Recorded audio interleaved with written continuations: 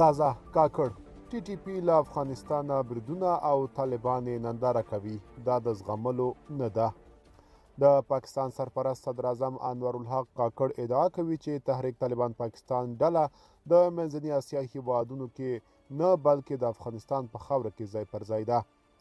کاکړ له جیو نیوز تلویزیون سره مرکه کې ویلي دا خبره د زغم نه ده چې د افغانستان خاوره د پاکستان خلاف کارول کیږي او طالبان یوازې ننداره کوي. د طالبان د حکومت د ویان ذبیح الله مجاهد د پاکستان نه د سرپرست صدراعظم د نوي څرګندونو په اړه د ازادي راډیو پوښتنه ځواب نه کړه، خو وړاندې په ځلونو ازادي راډیو ته ویلي دوی اجازه نه ورکوي چې د افغانستان خاوره د بل هیواد په ضد وکارول شي.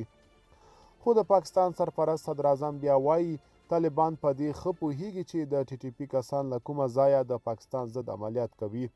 نوموړي زیاتوي طالبان باید دا پریکړه وکړي چې تحریک طالبان پاکستان ټي ټي پي موږ ته سپاري او که په ضد یې خپله لاس په کار کیږو. انورالحق کاکړ په دې مرکه کې 2 کاله وړاندې په کابل کې د پاکستاني پلاوو او تحریک طالبان پاکستان د غړو ترمنځ مذاکراتو ته هم اشاره کړې او زیاتوي چې په دې مذاکراتو کې په عملي توګه د ټي ټي پي کسان دخیل وو.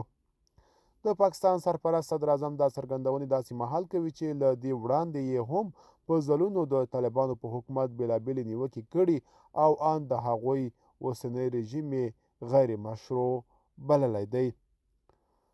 ملګرو دا به زموږ چمتو شوې ویډیو. که تاسو هم د دې ویډیو په اړه څه نظر لرئ موږ سره په کومنټ کې ولیکئ. تر بیا ښه وخت، ښې چارې.